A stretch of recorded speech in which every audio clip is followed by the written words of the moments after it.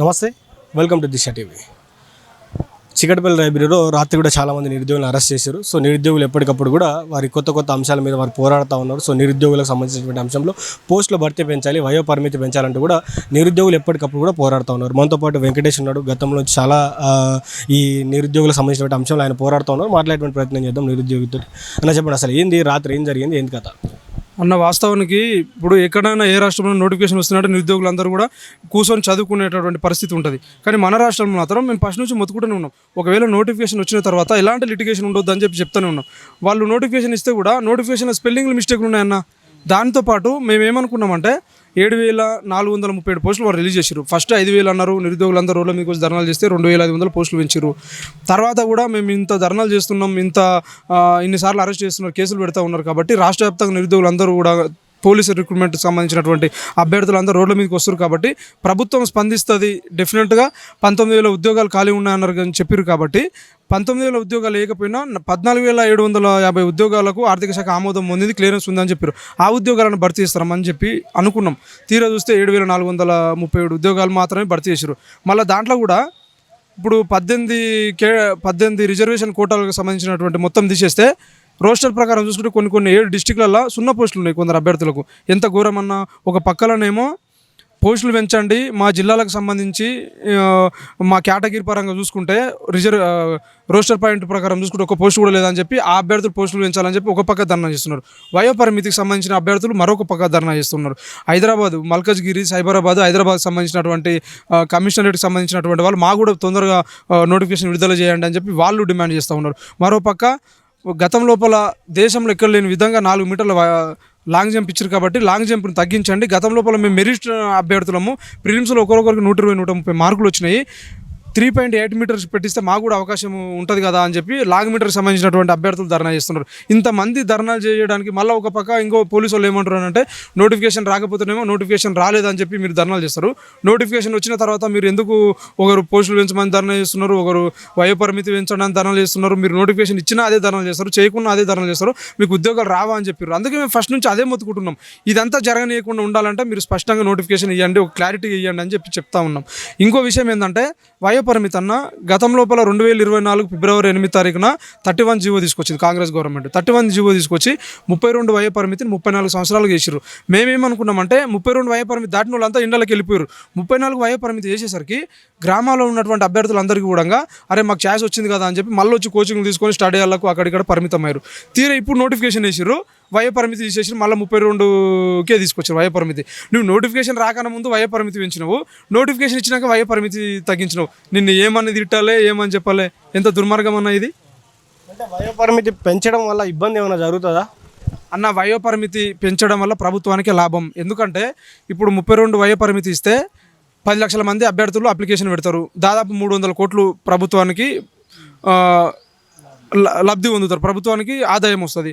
So ఒకవేళ నువ్వు 34 సంవత్సరాలకు ఇస్తే 2 సంవత్సరాలు వయో పరిమితి పెంచితే మినిమం 5 లక్షల మంది అభ్యర్థులు ఎక్కువ అప్లికేషన్ పెట్టుకునే అవకాశం ఉంటుంది. సో 15 లక్షల మంది అప్లికేషన్ పెడితే దీంట్లో ఒక 200 కోట్లు బడ్జెట్ ఎక్కువ వచ్చే అవకాశం ఉంటుంది ప్రభుత్వానికి. సో మొత్తానికి 500 కోట్లు నీ ప్రభుత్వానికి ఆదాయం వస్తుంది కదా. నువ్వు నోటిఫికేషన్ ఇప్పుడు పోస్టులు ఎన్ని మొత్తం 7,437 పోస్టులు ఉన్నాయి.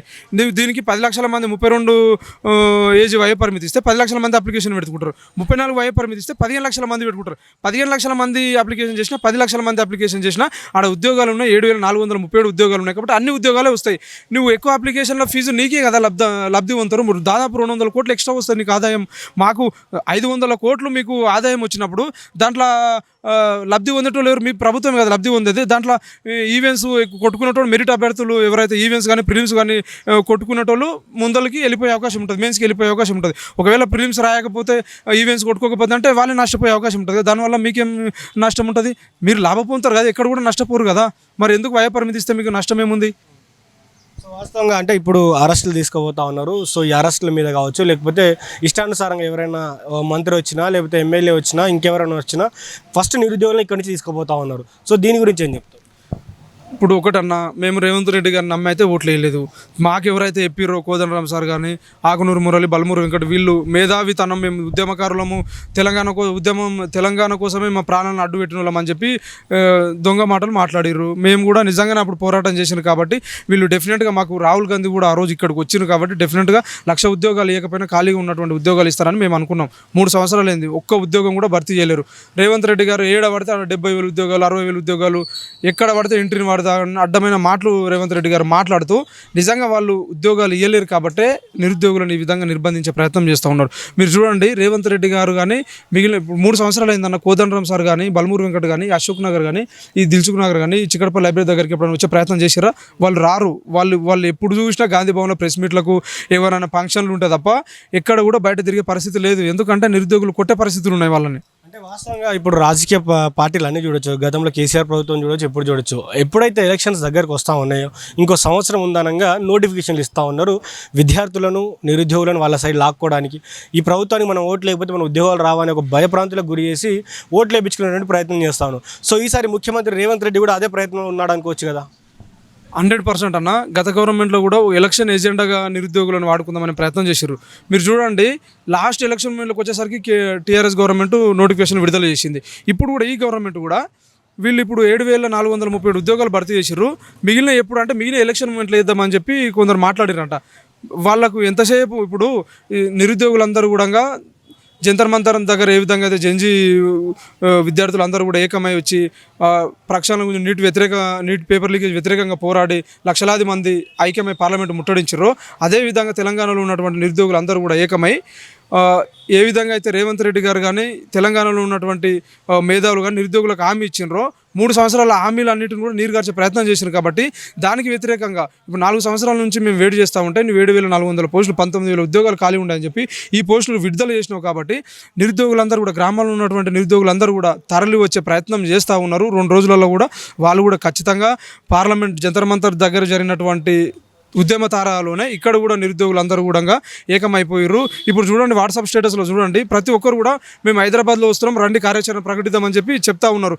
దిల్సుఖ్ నగర్లో చూడండి, మీరు 3 రోజుల నుంచి వాళ్ళ నోటిఫికేషన్ వచ్చినప్పుడే అప్పటి నుంచి అరెస్టుల పర్వం కొనసాగుతూ ఉంది. రోజు వాళ్ళు మార్నింగ్ అరెస్ట్ చేస్తే నైట్ వదులుతూ ఉన్నారు. ఎన్ని రోజులని మీరు అరెస్ట్ చేస్తారు? కాబట్టి మేమేమంటున్నామంటే, మీరు ఎలక్షన్ ఏజెండా లాగా నిరుద్యోగులను చూడకండి. గతంలో ఇప్పటికే ఒక తరం నాశనం అయిపోయింది. ఇప్పుడు కూడా మీరు ఎలక్షన్ ఏజెండా లాగా మాత్రం నిరుద్యోగులను చూస్తే మాత్రం ఎవరు కూడా నమ్మే పరిస్థితి లేదు.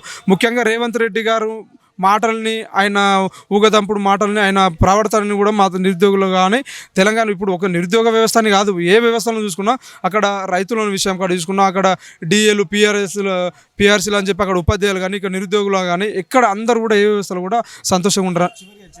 ముఖ్యమంత్రి రేవంత్ రెడ్డి నిన్న మాట్లాడుకుంటూ విద్యాశాఖ నేను పూర్తిగా న్యాయం చేస్తున్నా, ఒకవేళ పూర్తిగా న్యాయం చేయలేకపోతే ఉపాధ్యాయులే ఒక విద్యాశాఖ మంత్రిని ఎంచుకోండి, నేను ఆ పదవికి వేరే వాళ్ళని ఇచ్చేస్తా అంటూ కూడా ఆయన మాట్లాడడం జరిగింది. మీరేమనుకుంటున్నారు? నిజంగా ముఖ్యమంత్రి రేవంత్ రెడ్డి విద్యాశాఖ మంత్రిగా కరెక్ట్గా పనిచేసిండా, కరెక్ట్గా అకౌంటబుల్గా ఉన్నాడా? ఏమంటారు చివరిగా? ఆయన ఎంత అకౌంటబిలిటీగా పనిచేసిండో ఒకసారి, ఇప్పుడు గురుకులలో ఎంతమంది 122 మందో 133 మందో చనిపోయారు ఫుడ్ పాయిజన్ అయ్యి. గత గవర్నమెంట్లో 5 సంవత్సరాలకు సంబంధించి ఇంత జరగలేదు. ఆయన అసలు నేను చెప్తున్నా కన్నా, ఆయన మీడియా ఉన్నప్పుడు మాత్రం ఊగదంపుడు మాటలు, 3 సంవత్సరాల నుంచి విద్యా వ్యవస్థని దగ్గర పెట్టుకొని నువ్వు ఏదో నిన్న ఉపాధ్యాయుల ముందల నాకు చాలా, నేను ఉపాధ్యాయ రంగ విద్యా వ్యవస్థకు సంబంధించి నేను చాలా ప్రక్షాళన చేసిన, నేను చాలా ఇది కల్పించిన అని చెప్పి లేని మాటలు మాట్లాడిండు. దానికి ఉపాధ్యాయులు నవ్వేటటువంటి పరిస్థితి ఉంది. మీరు చూడండి, రేవంత్ రెడ్డి గారు అక్కడ మాట్లాడితే ఆయన మాటలు వినలేక చాలామంది నవ్వుతున్నారు. సో మేము ఏమంటున్నామంటే, ఇప్పటికే ఆయన 3 సంవత్సరాలు విద్యాశాఖ మంత్రి ఆయన పెట్టుకున్నాడు. అన్ని శాఖలు దాదాపు 4 శాఖలు ఆయన దగ్గర ఉన్నాయి. ఆయన ఏది పెట్టుకున్నా, ఏం మాట్లాడినా కూడా ఎవరు కూడా నమ్మే పరిస్థితి లేదు. కాబట్టి మేమేమంటున్నామంటే, ఇప్పటికైనా తెలంగాణలో మాకు ఎవరైతే హామీలు ఇచ్చారో మేధావులు కానీ వాళ్ళందరూ కూడా, కోదండరామ్ సారు 2 రోజులు వెళ్ళిపోయింది జంతర్ మంతర్ దగ్గర. మరి నిరుద్యోగులు ఇంతమంది రోడ్ల మీదకి వచ్చి కొట్లాడి ఇది చేస్తూ ఉంటే మరి ఎందుకు ఆయన స్పందిస్తలేరు? 22 మంది నిరుద్యోగులు చనిపోతూ ఉంటే, మేము కొవ్వొత్తులు ర్యాలీ ఇస్తూ ఉంటే మరి కనీసం చుట్టూ చేసే ప్రయత్నం చేసిండా? ఇప్పుడు రేవంత్ రెడ్డి మాటలు అన్న, ఆయన మీడియా ఉందని ఏదేదో సొల్లు కబుర్లు మాట్లాడతారు కాబట్టి ఆయన గురించి స్పందించదలుచుకోలేదు. ఆయన మాటలన్నీ కూడా తెలంగాణ ప్రజలకు అర్థమైపోయింది. నెక్స్ట్ గవర్నమెంట్కి ఎట్లా బుద్ధి చెప్పాలనేది కూడా అందరికీ కూడా తెలుసు. కాబట్టి మేమేమంటున్నామంటే, ఇప్పటికైనా మేమందరం ఏకతాటిపైకి రాకన ముందే నిరుద్యోగులందరూ సెక్రటేరియట్ కానీ వాళ్ళ ఇళ్ళని ముట్టడించక ముందే తక్షణమే స్పందించి మాకు న్యాయం చేయాలని చెప్పి కోరుతున్నాం.